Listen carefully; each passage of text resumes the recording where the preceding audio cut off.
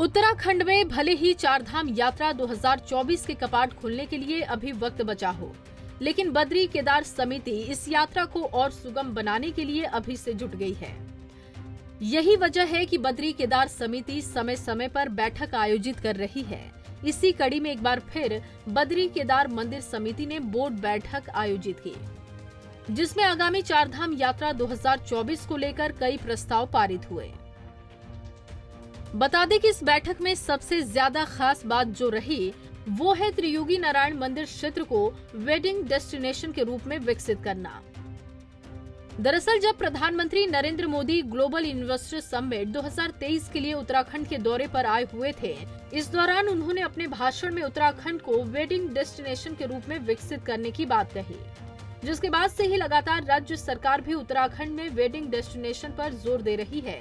यही वजह है कि मंदिर समिति की बैठक में त्रियुगी नारायण मंदिर क्षेत्र को वेडिंग डेस्टिनेशन के रूप में विकसित करने का प्रस्ताव पारित हुआ। हमारे यहाँ माना जाता है, कहा जाता है, जो शादी होती है ना, वो जोड़े ईश्वर बनाता है, ईश्वर तय करता है जोड़ा।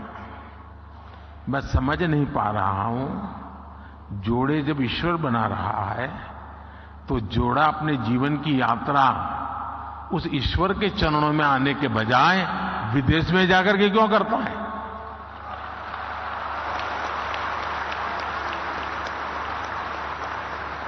और मैं तो चाहता हूं मेरे देश के नौजवानों को, मेक इन इंडिया जैसे है ना, वैसे ही एक मूवमेंट चलना चाहिए, वेड इन इंडिया।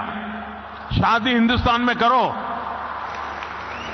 ये दुनिया के देशों में शादी कर ले, ये हमारे सारे धन्ना सेठ आजकल फैशन हो गई है। यहां कई लोग बैठे होंगे, अब नीचे देखते होंगे।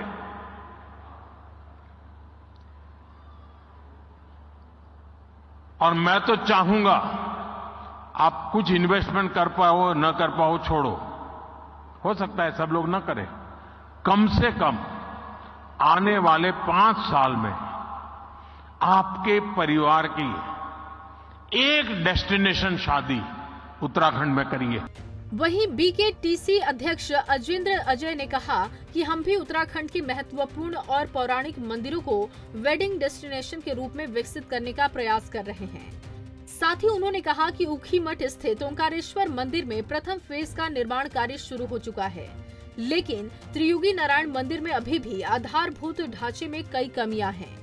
इसीलिए इंफ्रास्ट्रक्चर को लेकर विकसित करने के लिए तेजी से कार्य किए जा रहे हैं। कि गत दिनों जब देहरादून में माननीय प्रधानमंत्री जी आए थे और उन्होंने अपने उद्बोधन में उत्तराखंड में वेडिंग डेस्टिनेशन की अपार संभावनाएं जताई थी, उस अनुरूप बद्रीनाथ केदारनाथ मंदिर समिति के स्तर से भी जो हमारे कई ऐतिहासिक और पौराणिक दृष्टि से महत्वपूर्ण मंदिर हैं, उनको वेडिंग डेस्टिनेशन के रूप में डेवलप करने का प्रयास किया जा रहा है।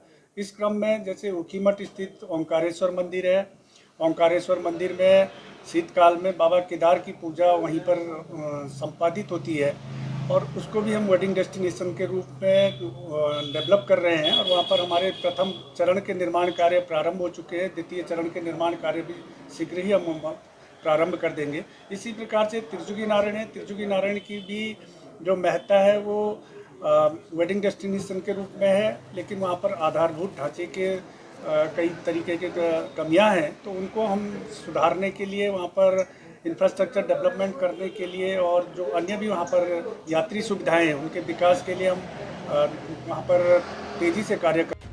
पंजाब केसरी टीवी के लिए आशीष रमोला की रिपोर्ट। हमसे जुड़े रहने के लिए हमारे YouTube चैनल को सब्सक्राइब करें और नई वीडियो की नोटिफिकेशन के लिए बेल आइकॉन को दबाएं।